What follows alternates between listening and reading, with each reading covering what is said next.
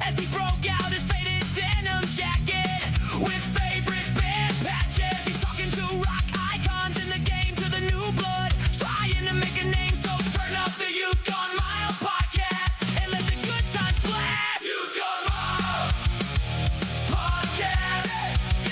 Yeah. Youth Gone Mild podcast. Rock and rollers and podcast scrollers, welcome to the Youth Gone Mild podcast, where we interview some of the greatest names and bands in rock history, as well as new and upcoming artists.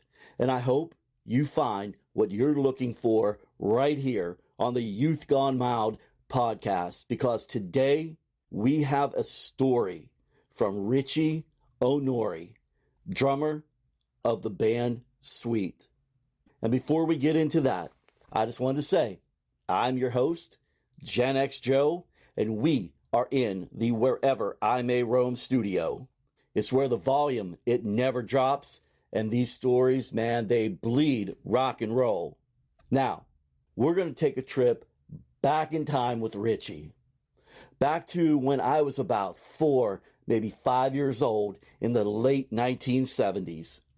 And if you lived through that era of 8-tracks, muscle cars, and staying out late until the street lights came on, man, you are going to absolutely love this interview.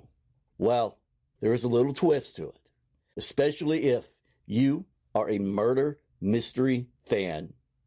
And his story is one that has never been told publicly until recently. And as Richie is dropping a brand new single and music video for a song called Running Down the Devil's Road, the ballad of the Hillside Stranglers, and that drops on May 29th. This is not just another song. This is a true story, Richie's story. The track and video tell the true account of a real harrowing near-death encounter Richie had with the infamous Hillside Stranglers, one of the most terrifying criminal cases in American history. He has kept this story quiet for multiple decades, and it wasn't until recently when MGM Plus dropped their new documentary on the Hillside Stranglers earlier this year that Richie finally decided, man, the world needs to hear this. This is rock history you are never going to be taught. Today, we are getting the whole story straight from the man who lived through it. Before I get into my interview with Richie Onori of The Sweet, I just want to thank my sponsor, Celebrity Events by Lisa Gandia. You can visit her at celebrityeventsrock.com. Here we go. Stay with us. I hope you are. This one gets wild. Here's my interview with Richie Onori, drummer of The Sweet. How you been, old friend? You know, I'm getting through some surgery here with my shoulder, and just first surgery I've had, besides tonsils when I was a kid. So but healing quickly, Well, that's good, man. You got to get back out on the road soon. Yeah, in July we got shows, so that's what I'm shooting for right now. Yep. Mm-hmm. Oh, man, well, I wish you the best on the quick, speedy recovery. Thank you, buddy. Listen, man, I don't even know what to say about your story. I read the press release, and it was one of those holy shit moments about you encountering the Hillside Stranglers. I know the MGM documentary series has come out few months back, but I mean, I would not even know where to begin with that if I were you. I'd still be shaking in my boots. When I think about it, when I go back to 1977, I think back to that. It can bring you to tears. What I encompassed that night, but at the same time, I was inspired to write the song "Running Down the Devil's Road," and I played that for youth groups and different things, and I told them what I've encountered because going down the wrong pathway, growing up in Hollywood and being in the Starwood and the whiskey and everything that was happening that time, I wasn't really even aware of what was happening around me because that's what you just did. Everybody was partying and doing that kind of thing. And so when the MGM Plus came out with that, I realized that a lot of people, they don't even know who they are. There's so much interest in the serial killers, period. But it was so long ago. So when that came out, I said, it's time I go public with my story because I tell that story and they're just blown away. People are just like, are you kidding? What actually happened that night? It gets pretty deep. It's one of those things, I was just a young guy, and when that happened to me, it was a game changer to a degree. Needless to say, yeah. Like, when did you have that aha moment that these were the Hillside Stranglers? It wasn't until I was in that band Satyr, our light man was going out with the key witness from it. Oh, wow. And when she confirmed that she was there waiting in the car the night the ripoff happened, we kind of suspected it. Even Little John, when I ran across him at different clubs and so forth, he brought it up to me. He was the guy that lived that was the big coke dealer. And he goes, I think those guys that were there that night, I think they have something to do with the serial. He had a thing about it because they were wondering how the girls were being taken. And because they weren't your basic serial killer folks, they were, schoolgirls. They were, it was a whole variety of girls. So how do you get girls in? And it was because of they were posing as detectives with badges and the whole thing. And that's what they did that night with us. I know you had a lady with you, or Little John had a lady with him that night. Were they looking, to your best knowledge, of taking her, or were they just looking for drugs, money, whatever it may be? Yeah, we found out that their day job, later on it came out where they would rip off drug dealers. That's kind of what was happening. But it didn't occur to me initially, but then when they broke in the door, it was quite clear that these guys were, it was a forced invasion. How did you get out of that situation, you, Little John, and the lady friend that was there? Well, it was in a very quiet, secluded. If you know L.A., there's a place called Sherman Oaks, and it was up in the hills. So that's what really got me, is I knew that when all of a sudden Little John was fighting with Kenneth Bianchi in the other room, and he says, "Where are the drugs? Where are this and that?" And it sounded like they were going to shoot him. So I was starting to plead for my life, and I basically said, "Listen, I promise if I hear the gun go off, I won't say that I've ever saw your face." And he said, "Shut up," and worse words than that. And that's when I was made to lay down. And then he had the gun to my temple, and the other girl just kind of sat there quietly, just blown away. She was just, she wasn't a girlfriend at all. She was just happened to be there. I never ran across her or even know her name, that night, even though they asked for our IDs through the louvered windows. So we showed our IDs. And then when Little John went in the back room, he was hiding drugs because he was a pretty big coke dealer. They got impatient. They realized while he was supposedly looking for his ID, he was up to something. And that's when they broke through the door and came in with guns with white handles. And then the handcuffs came out. We put our hands up in the living room. They dragged Little John into the other room and put us in handcuffs. And that's when the whole melee started. It was like, You mentioned that you had no idea who that girl was that was with you. Have you ever thought about actually who she was and what may have been going through her mind? I never have. I mean, after I ran across Little John at some clubs and he brought that up, I was on my next adventure. you know, so it was like when I saw that the bust was happening and I about the key witness and that whole thing to confirm everything that happened, it was like, yeah, I had a feeling because that's what they did. They pulled over people, said they found drugs in the car, or they pulled off and they say, hey, what's this? Oh, you got drugs? They'd handcuff them and go torture them and kill them. You said you go into the schools, and you want to give audience a little bit of feel of what you tell everyone? Yeah, I just, when I start playing the song, I do a little intro. I said, this is what happens when you make bad choices or you're at the wrong place, wrong time, and you're fooling with drugs. A lot of my songs, as me as a solo artist, are message type songs, all different things. That's the way I write. So this one is very specific to that night. I have other songs that fit other situations in other bands that I was in where, all sorts of things happened. And so I tell that story. So it's a series of songs. And so when I play that song in particular, their eyes get really wide. And I feel like I'm steering them away from some of the lures of the drug culture and realize you can be an artist without being, all drugged up, and you don't need to go that path.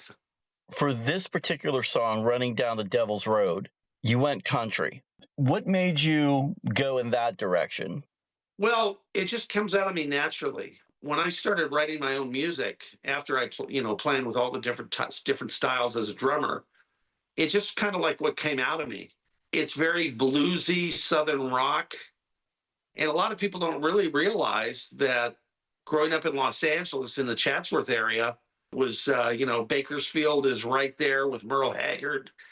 It's not just a Nashville kind of thing, and just my voice. I mean, as bands I played in, I played with the greatest singers on earth. But my stuff originates for me when I'm playing guitar as a singer-songwriter. That's just kind of like what came out. So I just create on that level. And a lot of my stuff is blues rock, country blues rock, I could say. It's almost its own genre. So it wasn't like I was trying to write a country song. It's kind of really what comes out of me. It's a great track, too. Yeah, I'm really pleased. I just added violin on it with Janae Flanor. She's out with George Strait right now as the main violinist, and she's worked with Dolly and everybody. And and then we remixed it, and it just came out really good. And with her violin playing on it, it's like, whoa, I'm really digging it. I believe she's what? She's like 5-time country music artist of the year. Yeah, well, not artist, but musician of the year. Musician, my mistake. She won it 4 years. She's the first woman to win it after 20 years. And then like 5 years ago, she won it, and then she won it again, and then she won it again, and then she won it again. And this last year, she was nominated, and somebody else won it. I mean, what she did with like 2 takes on that track, it was like, oh my God.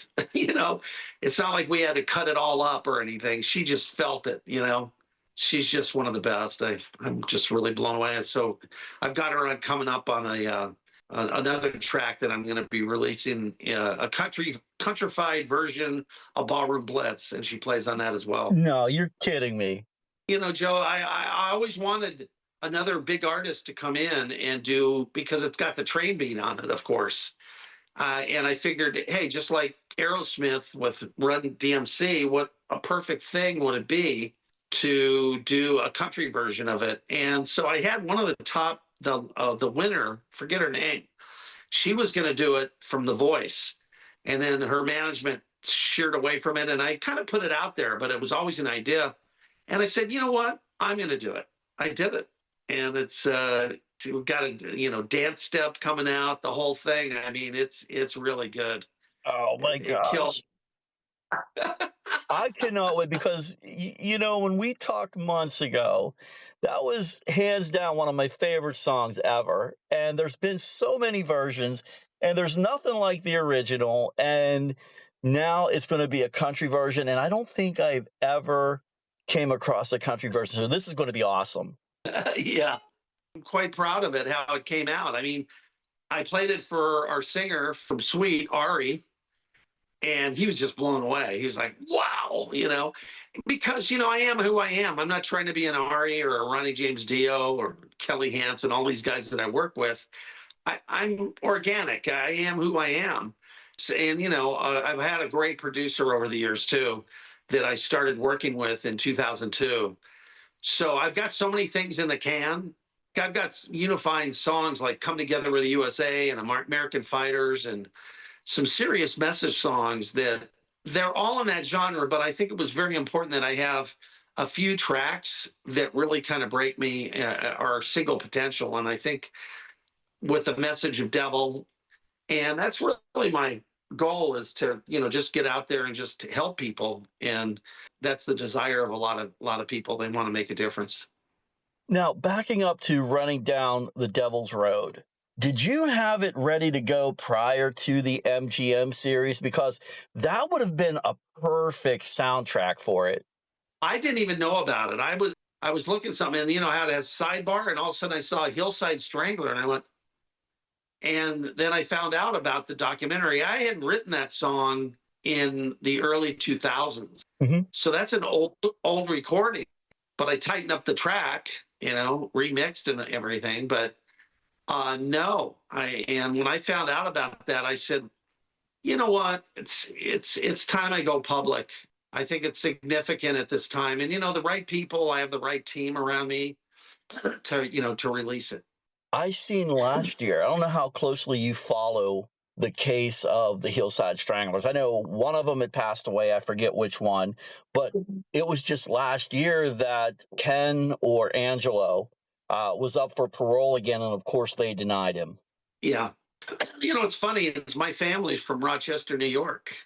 And my cousin just, when she saw that, she says, do you know I think it was Bono goes, he's from Rochester. I know, that makes sense. There you go. My mom was from Rochester. My dad was from Auburn near Syracuse. And the singer, one of the first guys when Steve Priest and myself put together Sweet again, we brought in a guy named Joe Retta, and he's from Rochester too. And I'm sure we can read a lot more about this because you're having your autobiography coming out pretty soon. Yeah, a lot of the stuff that I went through, I was telling my team, is that I was in so many different groups at that time. And so it's almost like each chapter, I've got a soundtrack of music that I was writing or I was performing with different bands. It's really something with the autobiography, how we start disseminating that. We were thinking of maybe doing a chapter, maybe once a month as we start putting out the autobiography. It's something that's not been done, along with maybe a track or two. I think what you're saying is, like, some bands are putting out singles a little bit at a time. You're going to put out a chapter at a time and kind of use it as a cliffhanger. Yeah, they'll want to hear my story because you think that this story is heavy, because it is, but my life, some people, here I am with everybody you can imagine. I'm in the studio, they're playing pinball with Stevie and Lindsey Buckingham, and there I am with Queen, with Rod Stewart, and there I am. I'm like the Forrest Gump and playing with everybody you could imagine. And that was just my way of life and growing up here. And you don't really realize when you go through it. But then, going through relationships and really going through some pretty heavy things. When people start realizing some of the things I got myself into, it's a blessing that I'm here and I live to tell. Well, I'm glad you're here to tell the story. Hey, why not make it into a movie someday? Well, it could be movies. Hey, it could be a documentary series just like the Hillside Stranglers. Well, yeah, that's just one night that happened, but really my life and a lot of the things that I've gone through, it's just like people just can't believe it. you know? And so as they hear my music, and every song pertains to things I've gone through, in relationships and crazy stuff that's happened to me. And so that's, I tell the story from, what's meaningful for me in my music, or what's meaningful for society. So that's, Joe, that's what I'm all about, man. Do you want to give us a little taste of what we might be hearing other than about the Hillside Stranglers? Or do you want to leave us waiting? My publicist says no more, keep it to yourself at this point in time. And I agree with them, but it's really something, man. The other story that's another 20th century barnstorm is just unbelievable what happened to me. So that will be another. I don't have a song about what happened on that, but still, it's really something. When can we expect the book to be out? Well, I wrote most of it, but it has to be edited, and that's why I'm looking at my publicist, Tom Tano, and then Jonathan Ellman is my kind of art director, and we got the video that is coming out with the song with Running Down the Devil's Road. That video is almost done, so that'll be released on May 28th. You can get the download right now if you want an advanced copy. It's a whole $1 if you want to get an advanced copy, and you can pick it up and listen to the whole song. It will be streamed worldwide on, I think it's May 29th, along with the video. Releasing a song every month. And you can get the song Running Down the Devil's Road on your own website. Yeah, it's RichieOnori, RichieOnori.com. And you're able to download it for $1. I've been out with my solo band. I had Dickie Sims from Clapton's band in the band. I had the horn players from the Eagles. I mean, it's a serious band, and I put on a hell of a great show. So even though this song is just one example, I go across, just like I said, Southern rock.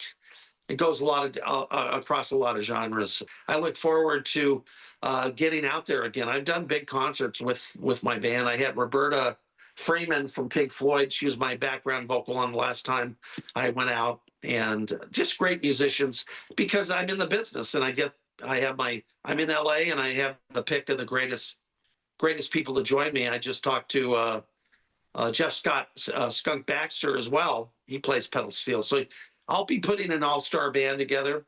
Suite goes out for about 30 dates a year, so I got plenty of time. Drumming, it's like Phil Collins, He loved drumming, and that is my first love, and that's what I play and practiced all my life. But when I picked up guitar in the 90s and I started writing songs and doing what I do, I equally love guitar, and I love creating songs and singing. It's all one big thing. I've got plenty of time to do it all. Just like Phil Collins, he was able to do Genesis and do all that. Yeah, well, hey, you've been doing it quite some time and making a name for yourself. That's for damn sure. So, Richie, anything else you want to talk about before we wrap it up here today? Just like I said, go to RichieOnori.com and listen to an amazing track. Download it, enjoy it. It comes out, and this story, the press that we're already getting, a lot of folks are going to know about this. And if you want to know about the Hillside Strangler, I'm sure they'll probably, a lot of these people that do these documentaries, it goes to Netflix after that and this and that. It's on MGM Plus right now. That night when I came home, I went to my parents' house where my woman was there, and she goes, "Oh, how was everything?" I was white as a sheep. And I said, "Oh, fine." I went to the bedroom and just started bawling, because it was just so traumatic. It was just like, you just knew you were going to get killed. I knew that I was going to get killed. I was saying goodbye. It's nice to share it, with other people and to understand the criminality that we have in our society, and how we all need to do better in life, and have, I'm blessed with a great family now, my daughter, and there's so much for life to enjoy. Don't mix yourself up with the wrong people. That's the only message I got to say. That's a great message as well. All right, Richie. Well, you know what? I'm sure as hell going to buy your book when it comes out. Yeah, you'll never read another book like that. And I've got a lot to share with the world. And it's funny when you live this long, uh, I still feel like I'm in my 20s. It's great to share these stories. And I realized when I started telling these stories to people, they're going, "What?" And that's when I said, I'm a storyteller. And I tell it through music, and I tell it through, the book, and I'll tell it on and on and on. And there you have it, my friend. And do we have a title for the book? I have a few. I don't have the title. I've had quite a few that I toyed with. I'll be finalizing everything now that I've got an editor and we start doing maybe the chapter by chapter. That's a great idea, by the way. My publicist says, "Oh, I've never heard of that." I go, "Really?" And it's like, why not? Yeah. Hell And yeah. of course, there are a couple songs with each one that refer to it. What I was going through as a musician at the time with all the bands that I was playing in. And yeah, I've just played constantly all these years. I thank you for sharing your story with me here today on the Youth Gone Mild podcast. It's my pleasure, Joe. And audience, have a great life. And we'll see you next time. Maybe a city near you. Well, let's hope so. Wow, dude. Oh, wow. I don't even know what to say about that interview. Now, granted, I did have a press release sent to me, but it did not give much detail. And I think that was the mystery behind it, as I was going to feel what you, the audience, was going to feel as I just went through question after question with Richie. Man, he is a person who lived through pure evil. He looked it right in the eye, and he lived to write a song about it. And that song, Running Down the Devil's Road, the ballad of the Hillside Stranglers, it drops next week, May 29th. Go on, man. Download it, stream it, blast it. This one deserves to be heard. And if that story, it hits you the way it hit me, please share this episode. Tell a friend, because rock and roll has always been about the truth. And sometimes it's just not pretty.